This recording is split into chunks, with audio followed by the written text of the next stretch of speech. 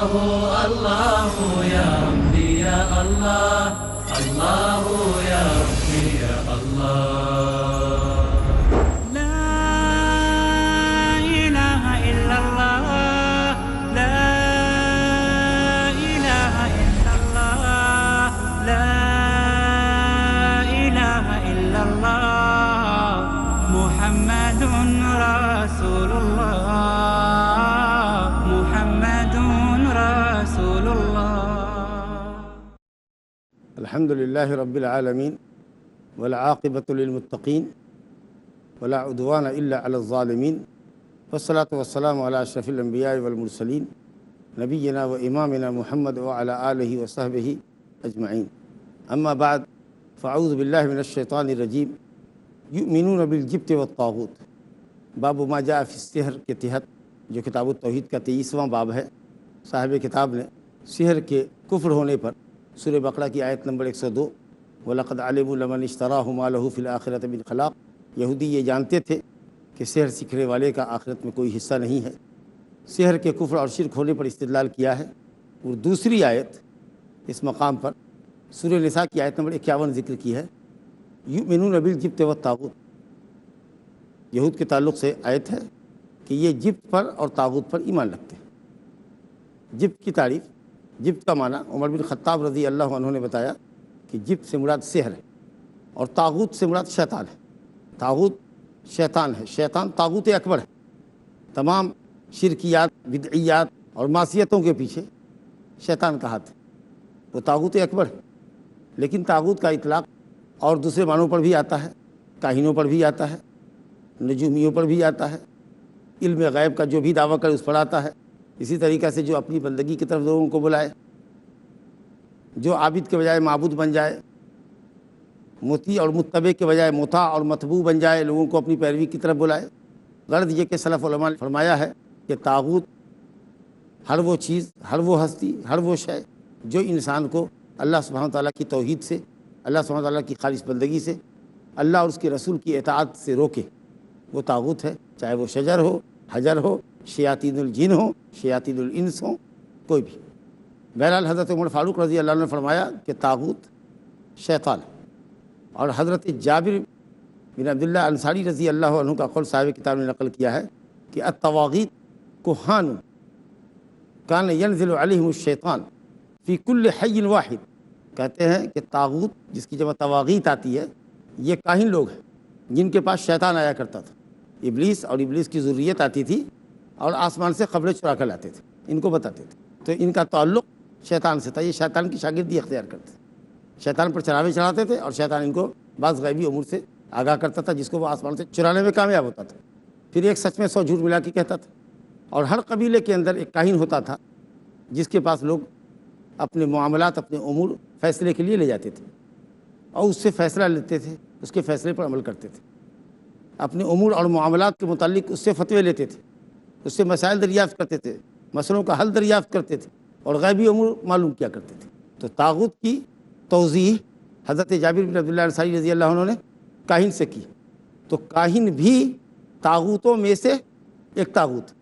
ایسا نہیں ہے کہ صرف کاہن ہی طاغوت ہے، کاہن کے علاوہ کوئی طاغوت نہیں۔ شیطان بھی طاغوت ہے، کاہن بھی طاغوت ہے، اور ہر وہ شخص جو اللہ سبحانہ وتعالیٰ کی بندگی سے لوگوں کو روکے، خیر کے راستے میں حارج ہو، رکاوٹ بنے، وہ طاغوت ہے۔ شیطان طاغوت اکبر ہے۔ تو کاہن طاغوت کے افراد میں سے ایک فرد ہے۔ یہ مطلب ہے حضرت جابر کی اس تفسیر کا، توضیح کا۔ یہ مطلب نہیں ہے کہ صرف کاہن ہی طاغوت ہے اور دوسرا کوئی طاغوت نہیں۔ تو الحمدللہ حضرت عمر رضی اللہ عنہ کی تفسیر میں، حضرت جابر رضی اللہ عنہ کی تفسیر میں اور دوسرے سلف علماء کی تفسیر میں کوئی تعارض نہیں ہے۔ سب نے ایک ایک فرد کا ذکر کیا۔ کسی کا ساحر ہے، کسی نے کہا کاہن ہے، کسی نے کہا شیطان ہے، کسی نے کہا کچھ اور ہے۔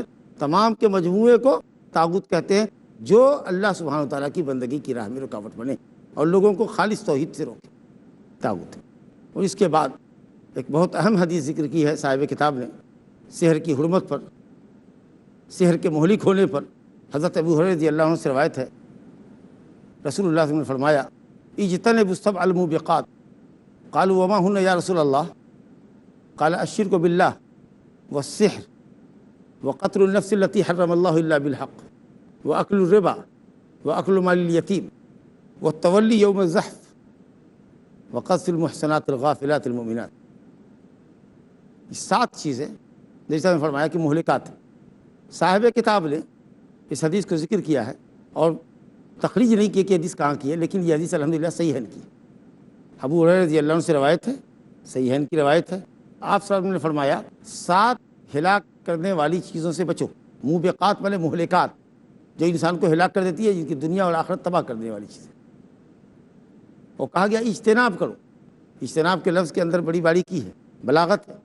یہ نہیں کہ 7 برے کام مت کرو، 7 ہلاک کرنے والے گناہوں کو چھوڑو. یہ نہیں کہا گیا کہ بھاگو، دور بھاگو. یعنی کرنا تو دور کی بات ہے، قریب بھی مت پھٹکو، دور ہی رہو. تو اجتناب کے لفظ کے اندر زیادہ مبالغہ ہے، زیادہ گہرائی ہے. کہا اجتنبو، دور بھاگو 7 ہلاک کرنے والی چیزوں سے. بعض روایت میں 9 چیزوں کا ذکر آیا ہے ان 7 کا، اور اس کے علاوہ حرم میں الحاد کرنا، حرم میں جرم کرنا، جھوٹی قسمیں کھانا، بعض روایت میں ماں باپ کی نافرمانی کرنا. تو علماء میں گفتگو ہے کہ یہ کبائر، مہلکات، گناہ کبائر کتنے ہیں. کسی نے کہا 7، کسی نے کہا 9، کسی نے کچھ اور کہا. حضرت عبداللہ بن عباس رضی اللہ عنہ کہتے تھے کہ یہ 70 سے قریب تر ہے. 7 اور 9 کی بات کا آپ کر رہے ہیں، 70 ہے. ایک قول ان کا یہ کہ 700 تک ہے. تو گناہ کبائر ہیں کیا ضابطہ ہے کبیرہ کا؟ تو اہل علم نے بتایا کہ ہر وہ گناہ جس کے اوپر لعنت ہو، اللہ کے غضب کی وعید ہو، جہنم کی وعید ہو، اور وہ گناہ بھی جس کے اوپر اسلام نے سزا مقرر کی ہو. اسی طریقے سے وہ اعمال جن کا تعلق جاہلیت سے ہو، جن عملوں کو کہا گیا ہو من امور الجاہلیہ، جاہلیت کے امور، یہ تمام چیزیں گناہ کبیرہ کو کبیرہ ثابت کرتی. یہ ضابطہ ہے. الحمدللہ اہل علم نے کتاب لکھی ہے، مشہور کتاب ہے علامہ ذہبی رحمۃ اللہ علیہ کی، جو شیخ الاسلام ابن تیمیہ رحمۃ اللہ علیہ کے شاگرد ہیں، بڑے پائے کے محدث، ناقد حدیث، مورخ، اسماء الرجال پر ان کی بہت سی کتابیں ہیں. تو علامہ ذہبی نے کتاب الکبائر کے نام سے بڑی اچھی کتاب لکھی. اور خود صاحب کتاب التوحید شیخ الاسلام محمد ابن عبد الوہاب ابن سلیمان التمیمی رحمہ اللہ کی بھی کتاب امور جاہلیت کے تعلق سے، مسائل جاہلیت کے تعلق سے ایک بڑی معرکۃ الاعلیٰ کتاب ہے، جس میں جاہلیت کے امور بیان کیے گئے ہیں جو گناہ کبائر. بہرحال کبائر کا ضابطہ آپ نے سنا کہ جس گناہ پر لعنت ہو، غضب ہو اللہ کا، جہنم کی وعید ہو، جس گناہ پر شرعی سزا مقرر کی گئی ہو، ایسے تمام گناہ کبائر ہوتے ہیں. بہرحال نبی صلی اللہ علیہ وسلم نے فرمایا بطور خاص اس حدیث میں فرمایا کہ 7 ہلاک کرنے والے گناہوں سے دور بھاگو، اجتناب کرو. اس میں نمبر 1 پر آپ نے فرمایا الشرک باللہ، اللہ کے ساتھ شرک کرنے سے بھاگو، کیونکہ سب سے بڑا گناہ، ناقابل معافی گناہ یہی شرک ہے. وہ شرک کیا ہے کہ اللہ کے لیے ند بنایا جائے، اللہ کے لیے شریک بنایا جائے، اور اس کو پکارا جائے جیسے اللہ کو پکارا جاتا ہے، اس سے امید رکھی جائے، خوف کھایا جائے جیسے اللہ کے بندے امید اور خوف کھاتے ہیں. تو اللہ سے امید رکھے، غیر اللہ سے امید رکھے، تو گویا آپ نے اس غیر کو ند بنایا. اللہ سے خوف کھائے، غیر اللہ سے خوف کھائے، تو آپ نے ند بنایا. شرک کہتے دعوت و غیر اللہ مع اللہ، اللہ کے ساتھ غیر اللہ کو پکارنا، اللہ کے ساتھ دوسرے سے امید رکھنا، اللہ کے ساتھ دوسرے سے ڈرنا، یہ شرک ہے. اور ظاہر ہے کہ سب سے بڑا گناہ ہے جس کے ذریعے اللہ تعالیٰ کی نافرمانی کی جاتی ہے. صحیحین میں حضرت عبداللہ بن مسعود رضی اللہ عنہ سے روایت ہے کہ انہوں نے پوچھا رسول اللہ صلی اللہ علیہ وسلم سے ای ذنب اعظم یا رسول اللہ، سب سے بڑا گناہ کون ہے؟ تو آپ نے فرمایا ان تجعل للہ ندا وہو خلق، سب سے بڑا گناہ یہ ہے کہ تم اللہ کے ساتھ کسی کو شریک بناؤ، ند بناؤ، حالانکہ اللہ نے تم کو پیدا اللہ نے کیا، عبادت پہ شریک بناتے ہو دوسرے کو، اس سے بڑا کوئی گناہ نہیں. نعوذ باللہ من الشرک. یہ پہلا گناہ ہے جو آپ نے جس کو مہلک قرار دیا ہے. دوسرا گناہ آپ نے فرمایا السحر، سحر ہے، ہلاک کرنے والی چیز ہے، جس کا معنی مطلب آپ نے سماعت فرمایا کہ شیطانی جھاڑوں کے ذریعے، منتر کے ذریعے، شرکیہ جھاڑ کے ذریعے، شرکیہ رقیہ کے ذریعے، شیطان سے مدد لے کر، خبیث روحوں سے مدد لے کر گرے لگائے جاتے ہیں اور گرہوں پر پھونک ماری جاتی ہے. اگر اللہ رب العالمین کی اذن کونی قدری موافق ہو گئی تو سحر اثر کرتا ہے، ورنہ باطل ہو جاتا ہے. تو سحر کے تعلق سے ہم گفتگو آپ کے سامنے کر چکے ہیں، اس کے معنی اور مطلب کے تعلق سے، اور یہ کہ سحر کفر ہے اور کفر اکبر ہے. دلائل کی روشنی میں یہ بات واضح کر چکے ہیں اپنی خاص مجلس میں. وہ تیسری بات جو نبی صاحب نے فرمائی جو ہلاک کرنے والا گناہ ہے وہ ہے اکل الربا، سود کھانا. اور سود کھانا نہیں، سود کا استعمال. اب کوئی کھائے نہیں، سودی کے رقم سے مکان بنائے، پراپرٹی خریدے، کپڑے سلوائے، کچھ اور کام کرے، سود کی رقم کا استعمال کسی بھی کام میں ہو وہ حرام ہے، وہ سنگین گناہ ہے. سود کھانا، سود لینا اتنا سنگین گناہ ہے، کفر سے بڑا تو نہیں ہے. ایک طرح سے سود پریشان حالوں کی مجبوری اور پریشانی کا استحصال کرنا. وہ سود کے تعلق سے رب العالمین نے فرمایا، سود خوروں کے تعلق سے سورہ بقرہ آیت نمبر 275 کو تفصیل سے پڑھیے تو رب العالمین فرماتا ہے الذین یأکلون الربا لا یقومون الا کما یقوم الذی یتخبطہ الشیطان من المس. سود خوار جب اپنی قبر سے اٹھے گا تو ایسے ہی باولا ہوگا، اٹھے گا اور گرے گا جس طریقے سے وہ شخص جس پر شیطان سوار ہو جائے اور اس کو خپتی کر دے. ایک مختصر وقفے کے بعد آپ سے ملتے ہیں. لا إله إلا الله. السلام علیکم ورحمۃ اللہ وبرکاتہ. ہم حضرت ابو ہریرہ رضی اللہ عنہ کی حدیث وقفے سے قبل پڑھ رہے تھے جس میں مہلک گناہوں کا ذکر ہے. تیسری چیز جو اس حدیث میں بیان کی گئی ہے وہ اکل الربا ہے.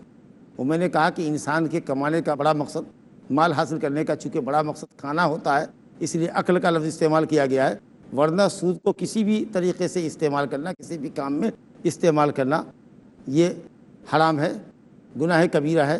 اور گناہ کبیرہ کے اندر بھی سنگین گناہ ہے جیسا کہ رسالت میں مہلکات کے اندر ذکر فرمایا ہے اس کا. بلکہ سود خوروں کے لیے جو وعید آئی ہے اگر وہ باز نہیں آتے، اللہ کی آیتوں پر، نبی کی حدیثوں پر کان نہیں دھرتے، باز نہیں آتے، تو ایسے شخص کو کہا گیا کہ اللہ اور اس کے رسول سے جنگ کرنے کے لیے تیار ہو جائے. اور یہ وعید کسی گناہ پہ نہیں آئی، اس انداز کا تیور اللہ تعالیٰ نے کہیں نہیں دکھایا. یقیناً شرک سب سے بڑا گناہ ہے، اس کے بعد ہے یہ، لیکن یہ ایک طرح سے سود کیا ہے؟ لوگوں کا خون چوسنا، پریشان حالوں کی مجبوری اور پریشانی کا استحصال کرنا.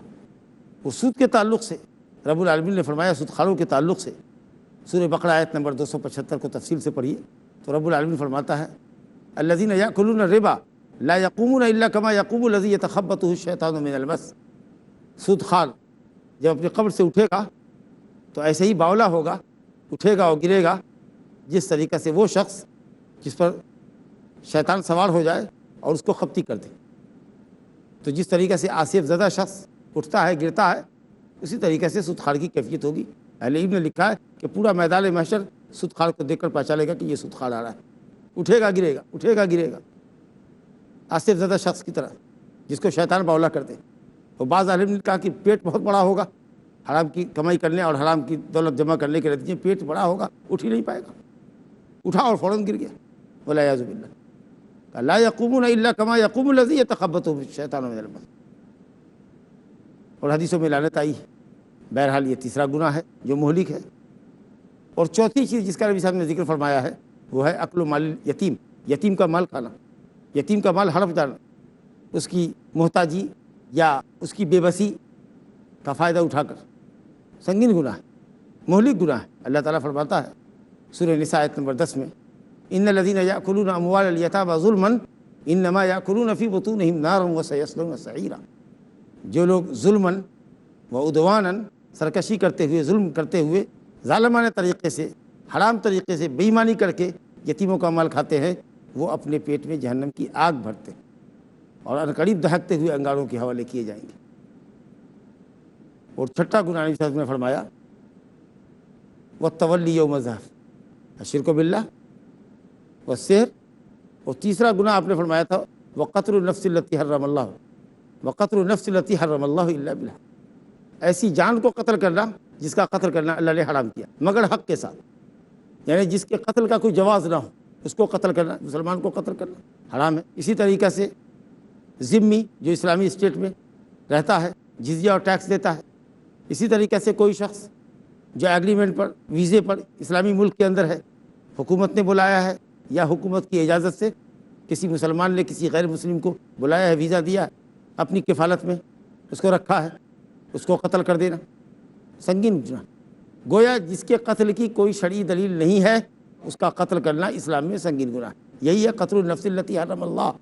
ایسی جانوں کا قتل کرنا جن کا قتل کرنا اللہ نے حرام کیا، یعنی جس کے قتل کے لیے کوئی جواز نہیں، دلیل جواز موجود نہیں، جس میں یہ معاہد بھی ہے جو ایگریمنٹ پر آتے ہیں، جن کے آپ کفیل ہیں، بلاتے ہیں اپنے یہاں، اور وہ لوگ بھی ہیں جو اسلامی اسٹیٹ کے اندر رہتے ہیں، جزیہ اور ٹیکس دیتے ہیں، اور مسلمان تو ہے یہ جو مومن ہے، الا بالحق، مگر حق کے ساتھ، یعنی اگر وہ کسی کا قتل کرتا ہے تو مسلمان قتل کے بدلے میں قتل کیا جائے گا اگر مقتول کے وارثان خون کا بدلہ خود لینے پر مصر ہوں۔ اسی طریقے سے شادی شدہ آدمی زنا کاری کرے، جرم زنا ثابت ہو جائے تو سنسار کیا جاتا ہے یہاں تک کہ وہ مر جائے۔ اسی طریقے سے جو شخص مرتد ہو جاتا ہے اس کو بھی قتل کیا جاتا ہے، اگر وہ توبہ کر کے اسلام میں نہیں واپس آتا تو اس کی سزا بھی قتل ہے۔ اسی طریقے سے ائمہ ثلاثہ کے امام مالک، امام شافعی، امام احمد کے نزدیک تاریک صلاۃ جو جان بوجھ کے نماز چھوڑتا ہے، تنبیہ کے باوجود بھی باز نہیں آتا، تو اسلامی عدالت اس کو قتل کرتی ہے۔ اور بھی کئی مواقع ہیں، کئی اسباب ہیں جن میں آدمی ایک مسلمان ہو کر کے بھی قتل کیا جا سکتا ہے۔ تو الا بالحق کی تفسیر یہ کہ دلیل موجود ہو تو قتل کیا جائے گا، بغیر دلیل کے اگر آپ قتل کرتے ہیں تو یہ قتل ناحق، اور قتل ناحق بہت بڑا جرم، اور اسلام اس کی سخت مخالفت کرتا ہے۔ اور یتیم کا مال کھانا، سود کھانا آپ نے پڑھ لیا۔ چھٹی چیز ہے وہ تولی یوم الزحف، جنگ کے میدان سے جب مسلمان کفار کے مقابلے میں ہوں، جنگ گھماسان کی چل رہی ہو، تو میدان جنگ سے جان بچانے کی خاطر پیٹھ پھیر کے بھاگ جانا سنگین گناہ ہے۔ مسلمان پر واجب ہے کہ وہ ڈٹ کے لڑے، بہادری سے لڑے، شہید ہوگا، اللہ کے اونچا مقام ملے گا۔ بھاگنا نہیں، جو شخص میدان کارزار سے پیٹھ دکھا کر بھاگ جائے جان بچانے کی خاطر، جبکہ دونوں فریق مسلمانوں کے غیر مسلموں کے آمنے سامنے ہو، اور مسلمان فوجی بھاگ جائے تو وہ اللہ کے غضب کے ساتھ لوٹتا ہے، اس کا ٹھکانہ جہنم ہے، جو بہت برا ٹھکانہ ہے، سخت وعید ہے۔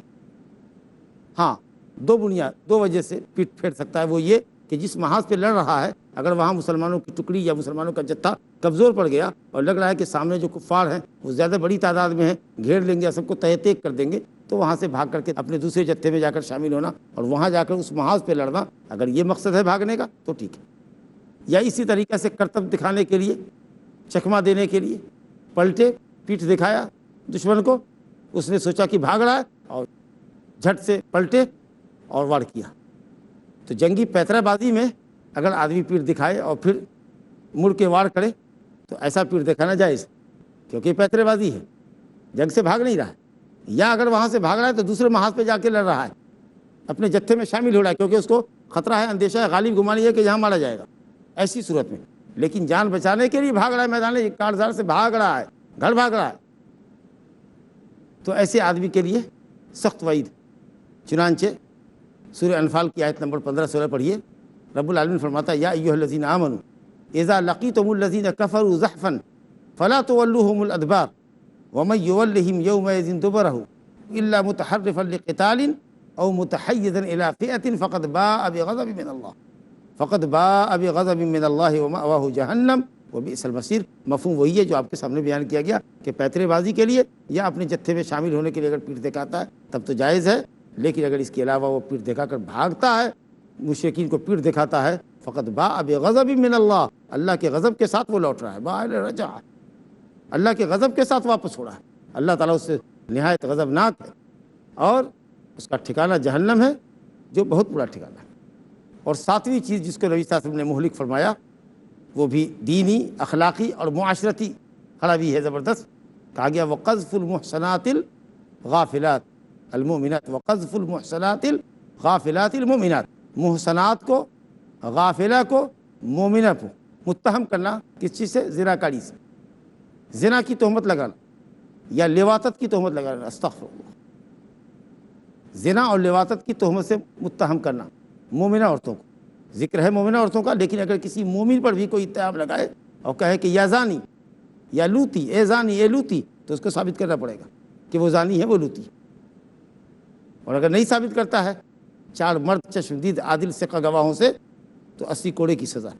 سورہ نور آیت نمبر 3 میں اللہ تعالیٰ نے اس کی تفسیر بیان کی۔ بہرحال یہاں کہا جا رہا ہے قذف المحصنات الغافلات المؤمنات، مومنہ پاک دامن عورت پر زنا کی یا لواطت کی تہمت لگانا سنگین گناہ، اور یہ ایسا گناہ ہے کہ اس پر اسلام نے سزا بھی مقرر کی، 80 کوڑے کی سزا، چاہے فاسق و فاجر ہے، مردود الشہادت، الا یہ کہ وہ توبہ کر لے، سچی توبہ کر لے، تو وہ مردود الشہادہ نہیں رہے گا، اس کی شہادت اب قبول کی جائے گی اور اب وہ فاسق بھی نہیں رہے گا۔ لیکن توبہ کر بھی لے تو چونکہ اتہام لگا چکا ہے تو شرعی سزا جو 80 کوڑے کی ہے وہ کینسل نہیں ہوگی، وہ اس سے اٹھائی نہیں جا سکتی، وہ تو لگنی۔ ہاں اگر چاہتا ہے کہ فاسق نہ بنے، مردود الشہادہ نہ ہو، اس کی گواہی عدالت قبول کرے، تو پھر اس کو توبہ استغفار کرنا ہوگا۔ بہرحال مومنات پاک دامن عورت، محسنات، محسنہ کہتے ہیں ایسی عورتوں کو جو محفوظ ہیں زنا کاری سے۔ محسنات، محسنہ اسی مفعول کا صیغہ، جو زنا کاری سے محفوظ ہے، محفوظات، اور محسنات پر ہے ساتھ کو زیر، محسنہ اسم فاعل ہوگا، اپنی شرمگاہ کی حفاظت کرنے والیاں، خواہ وہ شادی شدہ ہوں یا باقرہ، دونوں کا حکم ایک ہی ہے۔ اگر شادی شدہ عورت پر اگر اتہام لگائے بدکاری کا یا کنواری لڑکی پر بدکاری کا الزام لگائے تو دونوں کا حکم ایک ہی ہے۔